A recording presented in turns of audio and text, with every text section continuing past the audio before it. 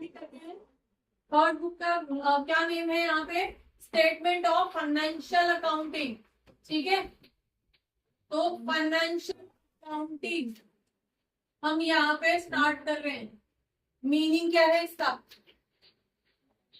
इधर आ जाओ, आगे जगह खाली है, उधर मत घुसो। हाँ जी, फाइनेंशियल अकाउंटिंग क्या किया था आपने, फाइनेंशियल स्टेटमेंट हम करने जा रहे हैं, स्टार्ट करने जा रहे हैं। सबसे पहले आपको ये बताना है कि फाइनेंशियल स्टेटमेंट होते क्या है, किसको बोलते हैं फाइनेंशियल स्टेटमेंट। 11th क्लास के अंदर आपने फाइनेंशियल स्टेटमेंट या फाइनेंशियल अकाउंटिंग पढ़ी है। जो आपकी 11th की बुक थी वो क्या थी, फाइनेंशियल अकाउंटिंग ही थी ना, बेसिक्स ऑफ अकाउंटिंग थी ना, कि अकाउंट बनाते कैसे, क्या होता है अकाउंटिंग, यही था, राइट। तो अब लास्ट में पहुंचते पहुंचते आपने क्या बनाया था, स्टार्टिंग में जर्नल एंट्रीज से स्टार्ट किया एंड पहुंचते पहुंचते आपने क्या बनाया था, फाइनेंशियल स्टेटमेंट, जिसके अंदर क्या क्या चीजें आई थी। लास्ट में आपने पूरी अकाउंटिंग पढ़नी जो सीखी थी, पूरी अकाउंटिंग क्या बनाने के लिए सीखी थी, कि हम अपना प्रॉफिट एंड लॉस अकाउंट कैसे बनाते हैं, प्लस बैलेंस शीट कैसे बनाते हैं। ये सीखने के लिए आपने पूरी 11th क्लास के अंदर अकाउंट्स पढ़ी थी।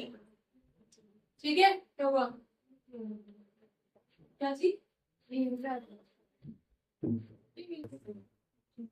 अच्छा वीरेन, वीरेन तुम थोड़ा सा आगे किसका उठाओ, तुम्हारी चेयर से इसका।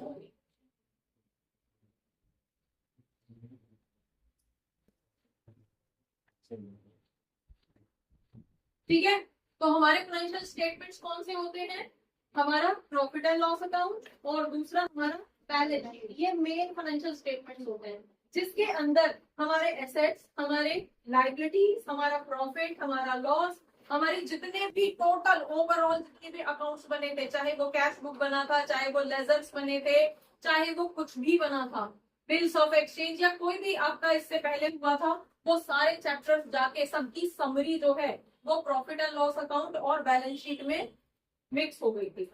उन्हीं के बेस पे आपने फाइनल ये बनाया था। और इससे पता क्या चला था, इससे कंपनी की ओवरऑल फाइनेंशियल पोजीशन पता चलती है कि कंपनी ने प्रॉफिट कमाया या लॉस हुआ। ठीक है, पिछले कुछ सालों से हर साल की बैलेंस शीट बना रहे हो, हर साल का प्रॉफिट एंड लॉस अकाउंट बना रहे हो, तो आप इजीली कंपेयर कर सकते हो कि पहले हमारा प्रॉफिट कितना था, अब कितना है, घट रहा है या बढ़ रहा है, हम किस तरह मूव कर रहे हैं। ठीक है, हम काउंटिंग डिक्लाइन कर रहे हैं, प्रॉफिट लॉस में जा रहे हैं, ठीक है, या फिर हम ग्रो कर रहे हैं। ये सारी सिचुएशन जो हमें यहाँ से पता चलती है इन दोनों स्टेटमेंट से। तो मेन जो हमारे फाइनेंशियल स्टेटमेंट बोले जाते हैं वो ये होते हैं। प्लस अब यहाँ पे एक और स्टेटमेंट बोला जाएगा जिसको आप बोलोगे कैश फ्लो स्टेटमेंट।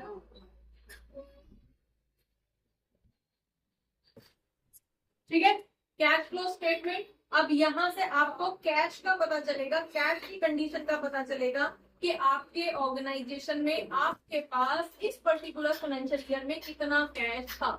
तो इस बुक के लास्ट तक जाते जाते आप इस स्टेटमेंट को कैलकुलेट करना सीखोगे, ये कैश फ्लो स्टेटमेंट बनाना सीखोगे।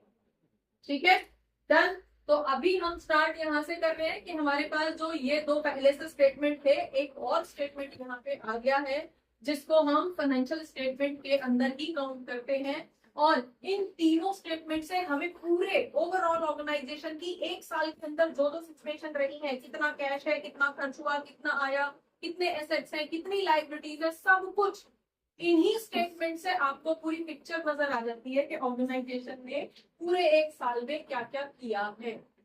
समझ में आ गया, क्लियर है। अब इन तीनों स्टेटमेंट के अंदर जो भी वैल्यूज आती हैं उनको एक्सप्लेन करने के लिए, मतलब कि बैलेंस शीट में अगर एसेट्स लिखे हैं 50 लाख के, ठीक है, तो वो उन 50 लाख के एसेट्स में हो सकता है एक मशीनरी पिछले साल खरीदी हो, एक मशीनरी हो सकता है पिछले 6 सालों से चल रही हो, एक हो सकता है आपका फर्नीचर इन्हीं इस साल में बिक गया हो, यूज हो रहा था इतने सालों से, इस साल बिक गया हो। तो वो ओवरऑल चीजें, मतलब वहां पे तो टोटल वैल्यू लिख दी गई है कि हमारे पास 50 लाख के टोटल एसेट हैं, राइट। लेकिन ये 50 लाख आया कैसे, इस 50 लाख में मशीनरी कितने की है, फर्नीचर कितने का है, प्लांट एंड बिल्डिंग कितने की है, वगैरह वगैरह वगैरह, ये सब एक्सप्लेन करने के लिए एक और अकाउंट बनाया जाता है जिसको बोला जाता है नोट्स टू अकाउंट। ठीक है, तो ये आपका जो है इसका सब्सिडरी बुक के अंदर होता है। यूजुअली आपको फाइनेंशियल स्टेटमेंट के अंदर इन चारों को कंसीडर कर लिया जाता है, बट जो मेन होते हैं वो आपके ये भी जो है ये दोनों, क्योंकि बैलेंस शीट के अंदर कैश का स्टेटमेंट दिया जाता है, ओपनिंग कैश क्लोजिंग कैश आ जाता है, राइट। तो हमारे पास कैश का स्टेटस भी यहाँ पे होता है, तो ये भी इसी का पार्ट है और ये भी इसी की एक्सप्लेनेशन है। समझ में आ गया। लेकिन अगर आपसे पूछा जाए कि फाइनेंशियल स्टेटमेंट कितने होते हैं, तो आप यूजुअली चारों के नाम लोगे कि profit and loss account, balance sheet, cash flow statement और इनको एक्सप्लेन करने के लिए नोट्स फ्लो। अब ये नोट बैलेंस शीट तो पता है क्या होती है, जहां पे एसेट्स और लाइबिलिटीज की कैलकुलेशन होती है। एक तरफ हम लाइबिलिटी लिखते हैं लेफ्ट साइड, राइट साइड में एसेट्स लिखते हैं। दोनों ही फिक्स्ड लॉन्ग टर्म और शॉर्ट टर्म होते हैं। फिक्स एसेट्स और करंट एसेट्स होते हैं, इसी में फिक्टिशियस एसेट्स भी आ जाते हैं, right. Profit and loss account के अंदर हमने क्या किया था, हमारे पास जितनी भी ऑर्गेनाइजेशन की इनकम थी, ऑपरेटिंग या नॉन ऑपरेटिंग दोनों भी तरह की, तो उसमें से सारे एक्सपेंडिचर्स ऑर्गेनाइजेशन से रिलेटेड माइनस किए थे, इंक्लूडिंग डेप्रिसिएशन, ठीक है, including interest on capital, including managers commission, ये सारी चीजें माइनस करने के बाद में हमारे पास एक नेट प्रॉफिट की वैल्यू निकल के आई थी। तो वो स्टेटमेंट जो ऑर्गेनाइजेशन की इनकम और उसके खर्चों को एक्सप्लेन करता है उसको प्रॉफिट एंड लॉस अकाउंट। ठीक है, तो अभी आप जो फर्दर कैलकुलेशन करोगे आने वाले 1, 2, 3 चैप्टर के अंदर, जब आप कंपैरेटिव एनालिसिस करोगे, मेनली ये दोनों, ठीक है, और लास्ट में आप करोगे ये कैश फ्लो स्टेटमेंट। और कैश फ्लो स्टेटमेंट को सॉल्व करने के लिए नोट्स टू अकाउंट्स आपके क्वेश्चन में आपको जगह जगह पे मिलेंगे, हर क्वेश्चन में मिलेगा। ठीक है, समझ में आ गया। तो अभी हमारे पास यहाँ पे मेनली जो अकाउंट्स है, जो फाइनेंशियल स्टेटमेंट्स हैं, वो ये चारों बोले जाएंगे। नेचर क्या है नोट्स टू अकाउंट्स में, इसकी एक्सप्लेनेशन होती है। जैसे अभी एग्जांपल दिया ना कि आपकी बैलेंस शीट में लिखा हुआ है फिक्स्ड एसेट 50 लाख के हैं, लेकिन ये 50 लाख आया कहाँ से, इसमें से प्लांट एंड मशीनरी कितने की है, उसमें डेप्रिसिएशन कितना लगा हुआ है, ठीक है, कितनी थी, उसमें से कितना माइनस होने के बाद में कितनी वैल्यू आई हुई है, ये कहाँ एक्सप्लेन करोगे। अगर सिर्फ बैलेंस शीट बना के दे दी जाएगी तो कंपनीज तो फ्रॉड करेंगे, फिर कुछ भी लिख देंगे, कुछ भी लिख सकती है ना अपने आप को प्रेजेंट करने के लिए, राइट। कंपनीज ज्यादा एसेट्स क्यों दिखाती हैं, बोलो, क्या ऐसा होता है कि कंपनी ज्यादा एसेट्स दिखाती है। विंडो ड्रेसिंग, एक वर्ड पढ़ा था अपने 11th क्लास के अंदर, अकाउंट्स का फीचर भी बोल सकते हैं, उसका लिमिटेशन भी बोल सकते हैं। विंडो ड्रेसिंग मीनिंग क्या है इसका, जहां जैसी जरूरत है वैसी आप अकाउंट बना देते हो। आपको दिखाना है कि हमें प्रॉफिट कम हुआ है, कम टैक्स देना है गवर्नमेंट को, तो आप क्या दिखा देते हो, इनकम कम दिखा देते हो, जो यूजुअली ऑर्गेनाइजेशन करते हैं। कुछ भी सामान खरीदने जाते हो, सामान खरीदने कितनी बार आप लेते हो, जिसमें जीएसटी लगी हुई होती है, कितनी बार लेते हो, मोस्ट ऑफ द टाइम नहीं लेते। तो वो क्या है, वो सब शॉपकीपर कभी दिखाएगा ही नहीं कि हमारी सेल हुई थी, वो सब ब्लैक हो गया। तो जब इनकम दिखाएगा ही नहीं तो सब खर्चा ही खर्चा रह जाएगा कि इतने खर्च, तो ऐसे केस में उसका प्रॉफिट कितना नजर आएगा, इतना सा, तो वो टैक्स बच जाएगा, उसको टैक्स नहीं देना पड़ेगा उसको। एक्चुअली में वो नहीं था, एक्चुअल में कुछ और, एक्चुअली कितना खर्चा हुआ कितना इनकम हुआ वो उसने एक अपने लिए अकाउंट बना रखा है पर्सनल यूज के लिए, ठीक है। तो ये क्या हुआ, ये विंडो ड्रेसिंग हुई, गवर्नमेंट को दिखाना है कि प्रॉफिट कम हुआ है, दैट इज विंडो ड्रेसिंग। दूसरी तरफ कोई प्रोजेक्ट लेना है और वो प्रोजेक्ट उसको मिलेगा जिसकी जो एनुअल टर्नओवर है वो हम मान लेते हैं कि 1 करोड़ रुपए की है, एनुअल टर्नओवर 1 करोड़ रुपए की है, उसी को वो प्रोजेक्ट मिलेगा और हमें वो प्रोजेक्ट चाहिए। हमारा नहीं होता 1 करोड़ का टर्नओवर, हम क्या करेंगे, हम मैनिपुलेशन कर देंगे, हम किसी भी तरह से अपने अकाउंट में वो इनकम दिखाएंगे कि कंपनी के। यूजुअली होता है कि आप ऑनलाइन ट्रांजेक्शन ले लेते हो और कैश दे देते हो, तो वो दिखाई देता है कि हाँ ये इनकम आई है, उससे होगा क्या, आपकी स्टेटमेंट में इनकम नजर आएगी, ठीक है। अब इनकम ज्यादा नजर आ रही है, ये प्रूव कर रहा है, आपका स्टेटमेंट ये प्रूव कर रहा है कि आपको ये टर्नओवर हो रहा है, 1 करोड़ से ज्यादा का टर्नओवर हो रहा है आपको, और आपको इजीली आप उस प्रोजेक्ट के लिए या कॉन्ट्रैक्ट के लिए या जो भी है उसके लिए अप्लाई कर दैट इज विंडो ड्रेसिंग। समझ में आ गया? तो जहां जैसा दिखाना है वैसा मैनिपुलेट किया जा सकता है। That is the biggest limitation of accounting. ये तुम भी पढ़ोगे अभी, ठीक है? क्लियर हो गया? चलिए, अब हमेशा एसेट्स ज्यादा क्यों दिखा सकती है, दिखा देती है कंपनी? क्योंकि अगर ज्यादा एसेट्स होंगे और लायबिलिटीज कम होंगी तो उतना प्रॉफिट नजर आएगा। उतना प्रॉफिट नजर आएगा तो ऑर्गेनाइजेशन की एक गुडविल बनेगी मार्केट के अंदर। लोन इजीली मिल जाएगा, सस्ते रेटों पर मिल जाएगा, क्योंकि बैंकों को ट्रस्ट है कि कंपनी ग्रोइंग है, हमारा पैसा इजीली दे ही देगी। समझ में आया? इसलिए मैनिपुलेशंस होती हैं। और अगर नोट्स टू अकाउंट्स नहीं होगा तो कंपनीज इजीली 50 लाख की जगह 60 लाख लिख सकती है। क्या जा रहा है? ठीक है, दूसरी तरफ उतने का प्रॉफिट दिखा देंगे। क्या जा रहा है? तो ये नोट्स टू अकाउंट ये भी बताता है कि 50 लाख आया कहां से। ये वैल्यू जो बैलेंस शीट के अंदर या प्रॉफिट एंड लॉस अकाउंट में लिखी हुई है, ये आई कहां से, किस बेसिस पे कैलकुलेशन हुई है, वो कैलकुलेशन आपको यहाँ पे दिखाएगा। यूजुअली जब कैश फ्लो के टाइम पे आपको मिलेगा तो आप देखोगे वहां पे हर क्वेश्चन के साथ नोट्स टू अकाउंट अटैच होकर मिलेगा, स्पेसिफिकली एसेट्स और लायबिलिटीज के। ठीक है, कि एसेट पे ये जो वैल्यू लिखी हुई है वो जहां से आई हो। ठीक है, समझ में आया? कैपिटल में जो वैल्यू लिखी हुई है ये यहाँ से आई। डन। तो अब हम मेनली अपने क्वेश्चन की तरफ चल रहे हैं। इससे पहले हमने पढ़ा था पार्टनरशिप। पार्टनरशिप में कैपिटल कहाँ से आई थी? पार्टनर से 2, 4 जो भी उन्होंने इकट्ठी की थी आपस में, कोई नेक्स्ट और कोई दूसरा बंदा नहीं था जो कैपिटल में कंट्रीब्यूट कर रहा था। अगर और किसी से पैसा आ रहा है तो वो लोन की फॉर्म में आ रहा था, राइट? अब हम यहाँ पे जो पढ़ेंगे वो प्रॉपर कंपनी पढ़ेंगे, जिसको हम कंपनी एक्ट 2013 के अकॉर्डिंग पढ़ेंगे। ठीक है, एक्ट भी कई बार आपसे पूछ लिया जाता है। क्या है एक्ट आपका? द कंपनी एक्ट 2013 में अमेंडमेंट हुआ था, इसमें चेंजेस हुए थे, तो अभी ये कंपनी एक्ट 2013 के नाम से ही जाना जाता है। ठीक है, इसके अंदर कंपनीज कौन सी वाली होंगी? यहाँ पे हम जॉइंट स्टॉक कंपनी की बात करेंगे। जॉइंट स्टॉक कंपनी का मीनिंग क्या है बता दो जरा। Joint stock company, how it is different from partnership firm? Lost. Joint stock company वो कंपनी जिसमें जो कैपिटल है वो जॉइंटली इकट्ठा हुआ है। और जॉइंटली इकट्ठा कहां से होता है? 2 या 4 किया, वहां पे पैसा पब्लिक से आया है। और पब्लिक से आया है तो कैसे आया होगा? शेयर्स के थ्रू आया होगा। समझ में आया? जॉइंट स्टॉक कंपनी नाम से ही समझ लो। जॉइंटली स्टॉक का मतलब शेयर, जिसने सब लोग जॉइंटली कलेक्ट वो किया, कॉन्ट्रीब्यूशन किया है, ऐसी कंपनी। और जो इस एक्ट के अंदर रजिस्टर्ड होती है उसको हम जॉइंट स्टॉक कंपनी कहते हैं। मेनली वो कंपनी जो शेयर्स इशू करती है, समझ लो बस। शेयर्स इशू करती है मतलब शेयर्स इशू कर रही है, तभी तो पब्लिक ने खरीद के कॉन्ट्रीब्यूट किया है। और जो पैसा शेयर्स के थ्रू इकट्ठा होके आ रहा है उसी को तो कैपिटल बोल रहे हैं। समझ में आ गया? ठीक है, तो अब यहाँ पे अगर हम नेचर की बात करते हैं तो यहाँ पे नेचर क्या है इन स्टेटमेंट्स का, फाइनेंशियल स्टेटमेंट्स का? एक तो फैक्ट्स जो है वो आपके रिकॉर्डेड होते हैं। रिकॉर्डिंग फैक्ट्स का मतलब क्या है?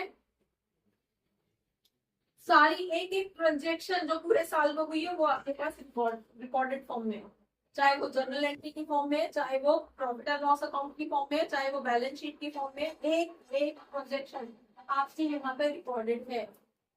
ठीक है, देन पास यहाँ पे अकाउंटिंग कन्वेंशंस क्या थे? अकाउंटिंग कन्वेंशंस को फॉलो करके ये बनाई गई है। कन्वेंशंस का मीनिंग बता दो।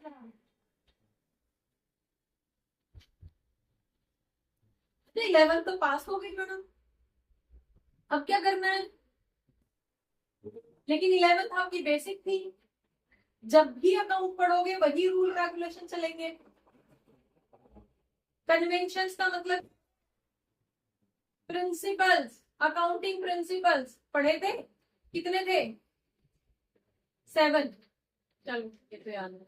हाँ जी, 7 अकाउंटिंग प्रिंसिपल्स थे। Business is a separate entity, revenue concept कुछ याद आ रहा है?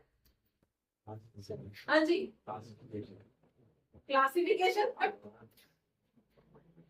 अकाउंटिंग प्रिंसिपल्स बेटा, rule regulations, accounting year concept, इस तरह की सारी चीजें इसके अंदर आएगी। मतलब रूल्स एंड रेगुलेशंस के बेस पे ये सारी रिकॉर्डिंग हुई होती है, ये सारे स्टेटमेंट अकाउंटिंग कन्वेंशंस के बेस पे होते हैं। अकाउंटिंग कॉन्सेप्ट भी फॉलो किए जाते हैं। कॉन्सेप्ट क्या है ये? अकाउंटिंग कॉन्सेप्ट और कन्वेंशंस में क्या डिफरेंस है? कॉन्सेप्ट असम्पशंस होती है। असम्पशंस का मतलब,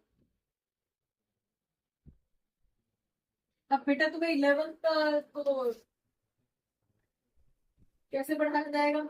हाँ जी, अकाउंटिंग कॉन्सेप्ट का मतलब असम्पशंस। जब एक बिजनेस स्टार्ट करते हो उस टाइम पे आपके माइंड में क्या असम्पशंस होती है। जैसे मैं ये बिजनेस स्टार्ट कर रहा हूँ, मैं रहूं या ना रहूं मेरा बिजनेस चलता रहेगा, मेरे बाद बच्चे चलाएंगे, उनके बाद उनके बच्चे चलाएंगे, बिजनेस चलता रहेगा। That is going on concern. याद आ रहा है कुछ? मैं रहूं या ना रहूं बिजनेस चलेगा। तो इस तरह की अजम्पशंस यहाँ पे, उन अजम्पशंस के बेस पे इसकी रिकॉर्डिंग करी गई है। मतलब एक बैलेंस शीट खत्म हुई है और दूसरी उसके बेस पे आपने तैयार कर दी थी अभी मेमोरेंडम में। बैलेंस शीट नहीं दी है, पहले बैलेंस शीट बनाई, फिर आपने सारे अकाउंट्स बनाए, उसके बाद फिर दूसरी बैलेंस शीट बना के रख दी अगले साल के लिए। इस साल का क्लोज बनेगा, तो दैट इज कॉन्टिन्यूएशन। ठीक है, गोइंग ऑन कंसर्न। नेक्स्ट आपके पास अकाउंटिंग स्टैंडर्ड फॉलो हुए हैं, देन आपके सिलेक्शन ऑफ अकाउंटिंग पॉलिसीज, ये सारे इन सब के बेसिस पे आपने ये अकाउंट्स जो है प्रिपेयर किए हैं सारे रूल रेगुलेशन में। बहुत ज्यादा थ्योरी के अंदर हम नहीं जा रहे हैं, सिंपल आप अपने उसमें आ जाओ। हम यहाँ पे पढ़ रहे हैं, पहले हम एनालिसिस कर रहे हैं बैलेंस शीट को। ठीक है, बैलेंस शीट बता दो जरा, बैलेंस शीट में क्या क्या लिखते हो? हाँ जी, इस तरह दीदी पढ़ लो। कैपिटल, सबसे पहले कैपिटल लिखी जाती है, राइट। नेक्स्ट आपका और क्या यहाँ पे लिखा जाता है? Long term loans. ठीक है, या लॉन्ग टर्म्स आपका डेट जिसको बोला जाता है, डेट के अंदर लोन भी आएंगे और भी चीजें आएंगी, आज इसको आप सिंपल डेट करके रखो। और तीसरा आता है आपका करंट लाइबिलिटीज।